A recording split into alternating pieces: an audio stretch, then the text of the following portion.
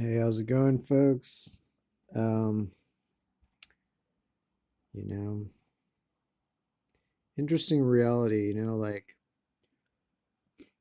surreal that like I didn't realize I would live a life where everybody I knew was just through the fucking computer and through the internet, through my phone and stuff, and that the only time they would see me talk is on a video on YouTube or Rumble or something.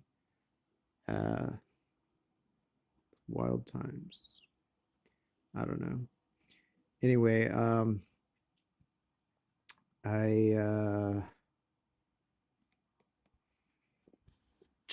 I'm gonna read from this book. So this is like, copyrighted material probably, I don't know. Legends of It's called Legends of the Egyptian Gods. Looks like that. Legends of the Egyptian Gods, hieroglyphic texts and translations by E.A. Wallace Budge. So he was like, he's one of the towering figures of Egyptology. Budge and Buck. They're two of the leaders of Egyptology, especially in the Anglosphere. Um, anyway, but they still didn't really. They still misled a lot of people on some, or they at least went along with the delusions on a lot of this, what it actually meant.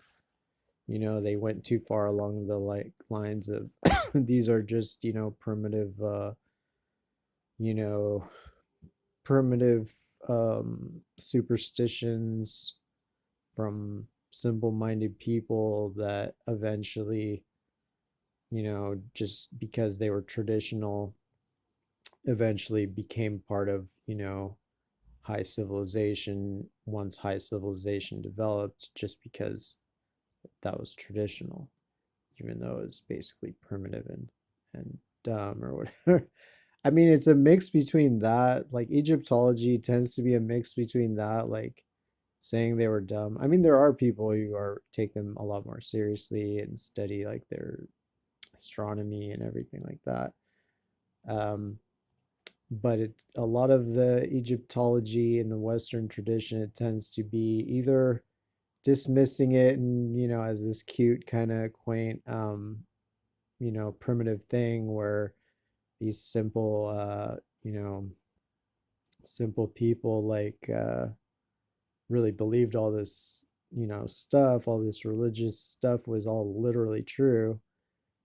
And, they're just, isn't it cute just how these people were somehow able to build things that we can't build, and yet, supposedly, according to these books, they literally believed, like the earth, that there's all these gods running around and they gotta, like they were really simple minded enough to think like every detail in every religion is absolutely literal. um so anyway, it goes between that and then the trying to prove that actually at the heart of it the Egyptians were Christians, or that they were Jews, or that they were somehow at least monotheists.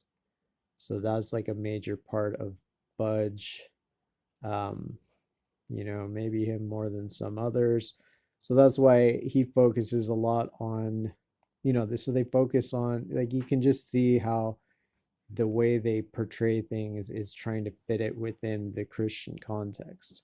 So, like in this book, he goes straight to the creation story because it's a story in which there's supposedly one original God or one creator God.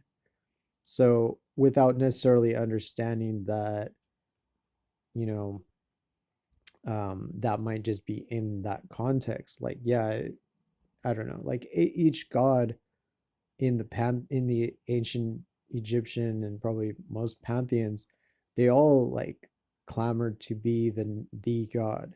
That's kind of the point. Like each one is vying to be the god, but they still are all gods.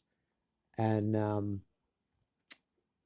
you know, so there are texts where it seems to be talking about the God, and that's kind of latched onto by these Christians and stuff as a way to say that they're just like us, but that's not necessarily the case because, you know,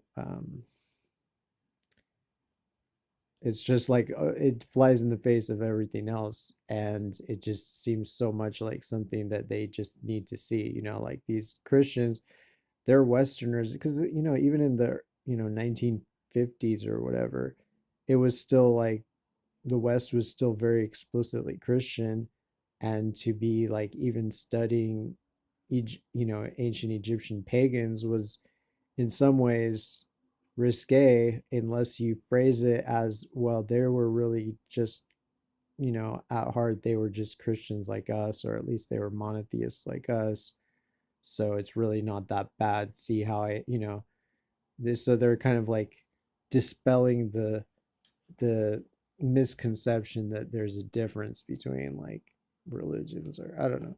That's a major thing. So I think that's might be why they go straight to this history of the creation, because it's seen as, and there is huge overlap between Judaism and Christianity and ancient Egyptian and other ancient pagan religions. Um, but that's just, those are just some aspects of those ancient religions that do overlap. But anyway, so here's this story. I find it pretty funny. It's funny. This is the might be the oldest creation story. Who knows? It's like the Egyptian one, and Egypt is one of the oldest known civilizations. So, um, it's called The History of Creation, the Book of Knowing the Evolutions of Ra and of Overthrowing Apep. Um, yes. So I think this is it. Um, so these are the words. So I'm going to read straight from, like, this is his translation of the ancient Egyptian. So some of it, it's not, some of it might not be exact, but like he's considered a pretty good translator. So, he's one of the kind of forefathers of the modern schools of Egyptian translation, um, ancient Egyptian translation. So it says, "These are the words which the god Nebercher spake after he had come into being." So Nebercher is theoretically the original god. Um, and I'm sure that probably means something too. Nebercher. Uh, Neb. Anyway, probably has some kind of meaning. Um, so Nebuchadnezzar says, after he came into being, "I am he who came into being in the form of the god Khepera, and I am the creator of that which came into being. That is to say, I am the creator of everything which came into being. Now the things which I created and which came forth out of my mouth after that I had come into being myself were exceedingly many. The sky or heaven had not come into being, the earth did not exist, and the children of the earth and the creeping things had not been made at that time. I myself raised them up from out of new." So new is like the sea. I think it's usually considered to be like the cosmic sea. But there's at least a chance it also is or relates to the ocean, the terrestrial sea. Because,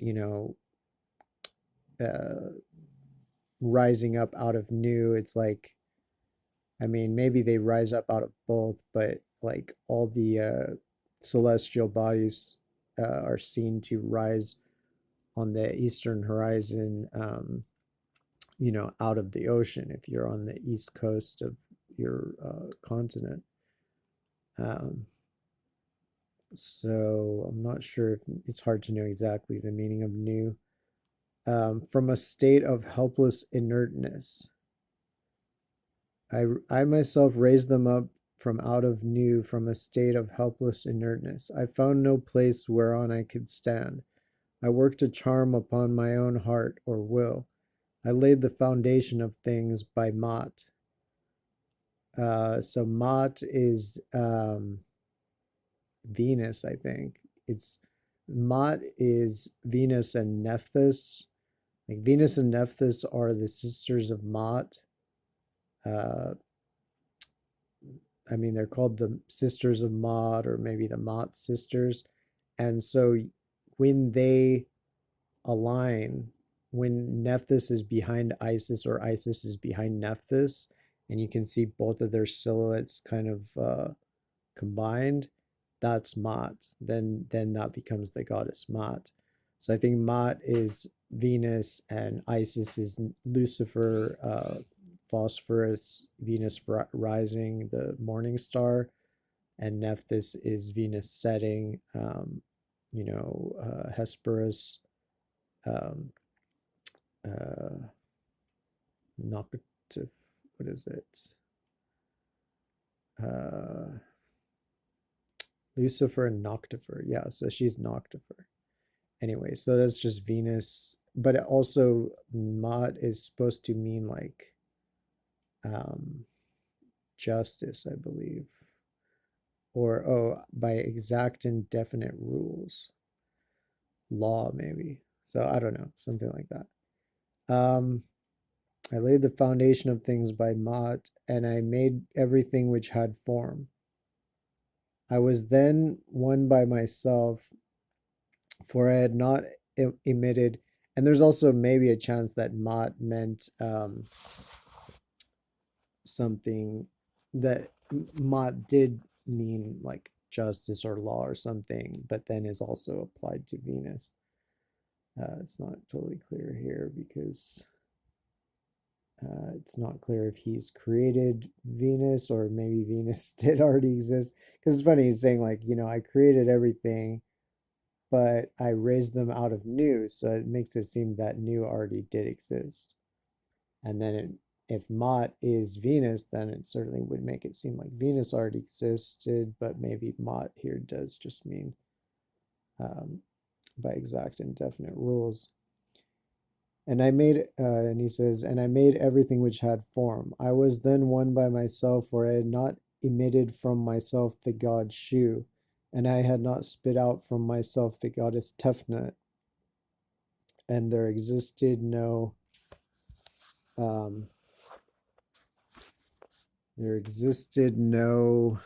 other who could work with me.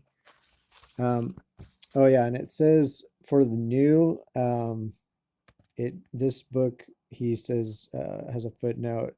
So for new, he says, the primeval watery mass that was the source and origin of all beings and things. So, but it's still hard to exactly know. I mean, there's still, I don't know. That is the definition that is pretty much universally given, or that I've always seen for it. But I do think there might be a connection to the actual ocean, and there's even a chance it just is the actual ocean of the Earth, as opposed to the moon ocean. Let's see. All right, so there existed no and it's mentioning Shu and Tefnut. So Shu and Tefnut are described as being like moisture and dryness or something, I think, like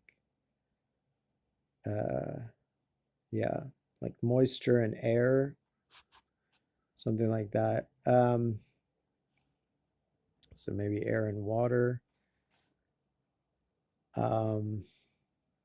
So yeah, and it might also be planets, because if Mot is exact and definite rules and is also Venus, and like Seth, I think, is Jupiter, but is also storms on Earth, just like his other counterparts, Jupiter, Thor, and Lil, El, Marduk, Baal,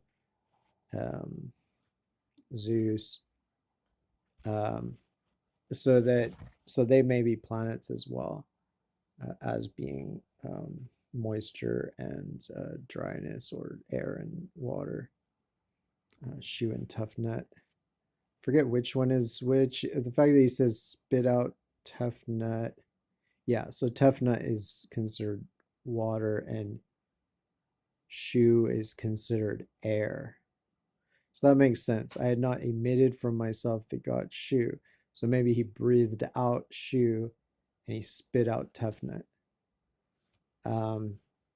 So he had not yet done that, and there existed no, he says, there existed no other gods who could work with me. I laid the foundation.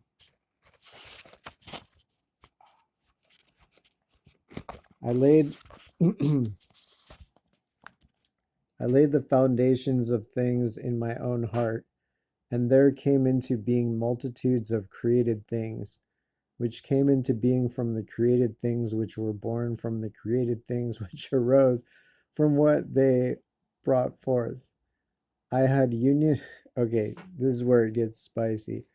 I had union with my closed hand, uh, and I embraced my shadow as my wife, as a wife. Uh, and I poured seed into my. Oh man, even I'm scandalized by the by the ancients. Even a shit lord like me. All right, what is this? Um, so I had union with my closed hand. So this is the actual creation of the universe. So the rest of that was just build up of like blah blah blah blah blah blah blah. This is the actual thing. And by the way, Kepler is a dung beetle. So just so you know, that's who we're talking about here, or that's who's talking. It's, I mean, it's neberture, but it's neberture as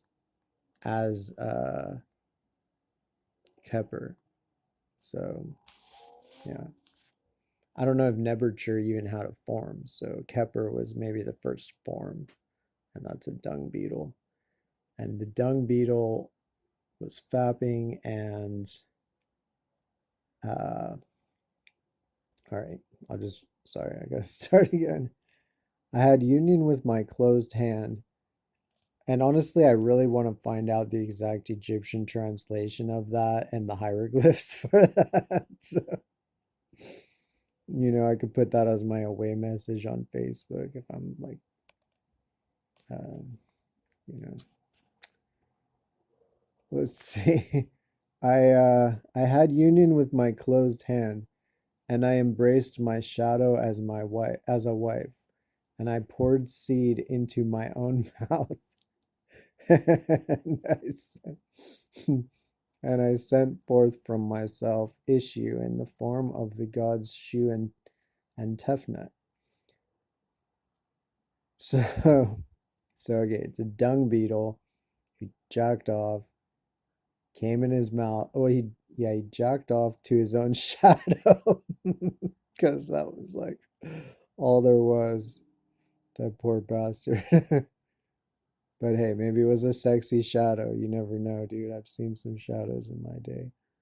Um, anyway, like, so he fapped to his own shadow, came in his mouth, and then breathed out the first air and spit out the first like fluids.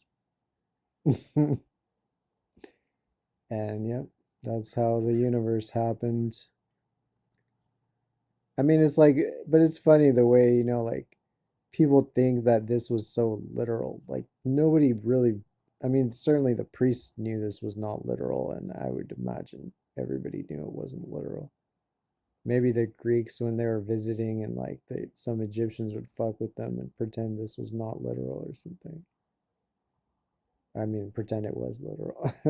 I don't know. But anyway, It's fucking funny though. I mean, it would stick in my head. It would stick in your head. Like I'll probably remember this shit. This is a funny, like more than like what is the Christian story and then spake and then the word and the I don't know. I mean, that's cool too, but like I don't know. This is pretty nifty here. Masturbating dung beetle. Um, saith my father knew. So look, he's like, I am the creator God, there's none but I. And then saith my father. So that's why it's stupid to like keep looking for monotheism in like ancient religion. Like that's what they do in Hinduism. In every religion, there's like thousands of people trained to like whitewash it into just a weirder version of Christianity or a weirder version of Judaism. And it's just bullshit, like wishful thinking. So yeah, obviously it's not like monotheistic if this creator God has a father. But of course they'll just be like, oh, it's the Trinity or something. Or then, oh, there's five. Oh, it's just the fiveity. Fucking whatever, dude. Don't care.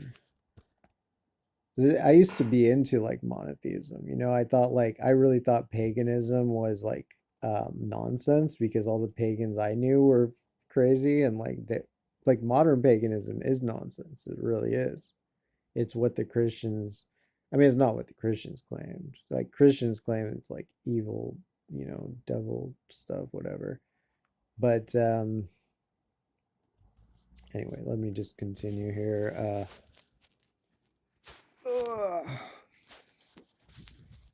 So my father knew, so knew might be the ocean, or it might be like the kind of celestial ocean that this, I don't know, stars sail on and shit. Um, through the sky. Let's see. Saith my father knew, my eye was covered up behind them, i.e., Shu and Tefnut. My eye was covered up behind them.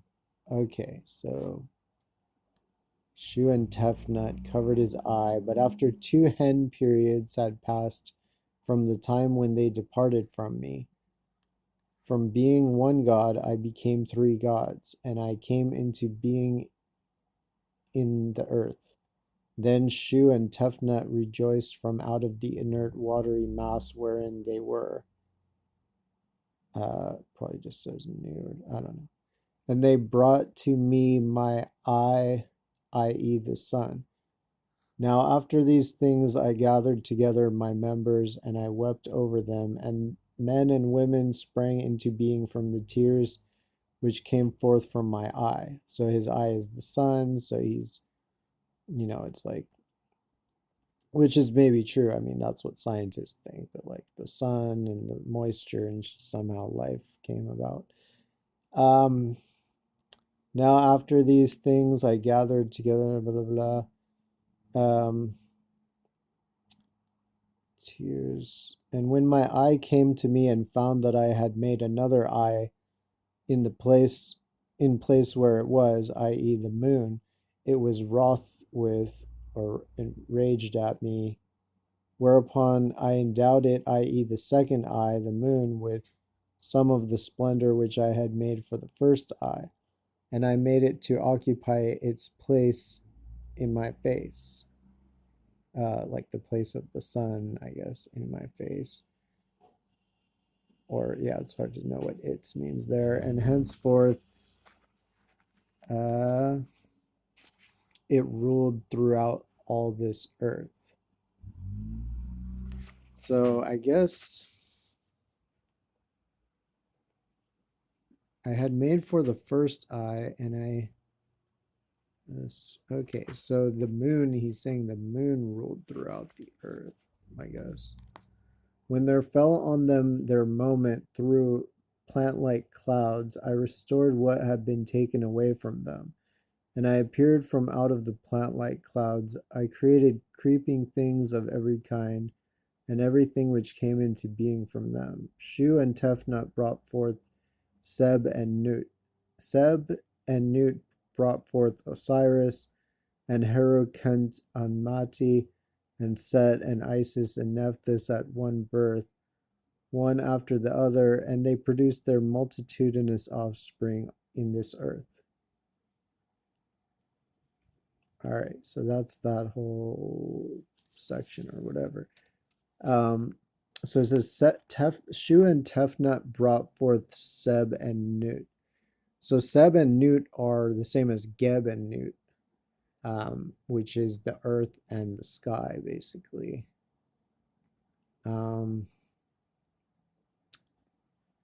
Yeah. And then Osiris and Seb and Newt brought forth Osiris and Herukhent and Mati. Osiris seems to be Afro-Eurasia, but again, might also be something celestial. Even Seb or Geb might be something celestial as well as terrestrial. It's really hard to know, or at least have some kind of celestial counterpart. Because there are definitely terrestrial gods, but almost everything has some relationship with heaven, with the sky. And then it might cut me off soon. I think it'll cut me off in a couple minutes, like my phone will, to keep me from going on too long, I guess. But there's just another part too that's interesting. Let's see. The book of the history of creation B. The book of knowing the evolutions of Re. I don't know. I think it's Re. And of overthrowing Apep.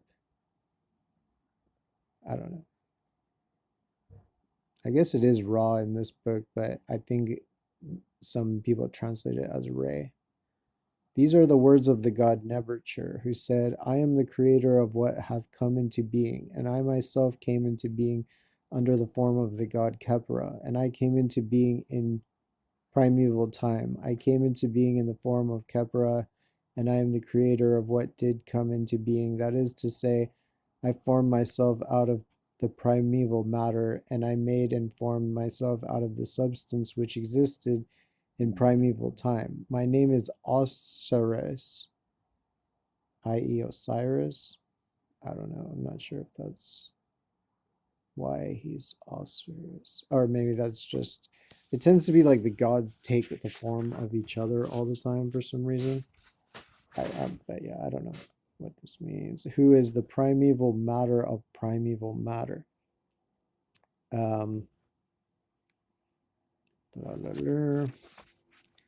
I have done my will in everything in this earth. I have spread myself abroad therein, and I have made strong my hand. Anyway, I think there's one part where it talks about America, like it talks about the creation of America. And, you know, it says that the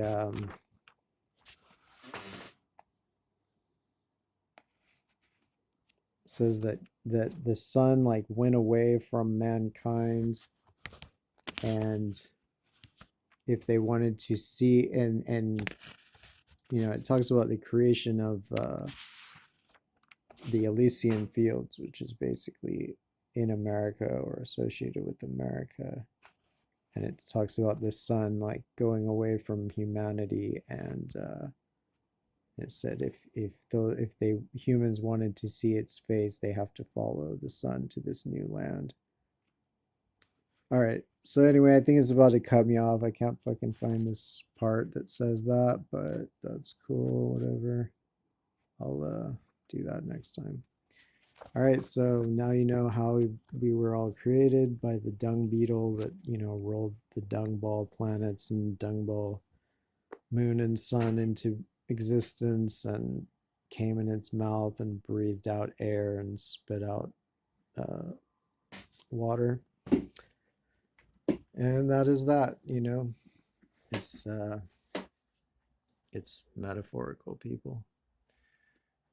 Anyway, take care and peace out.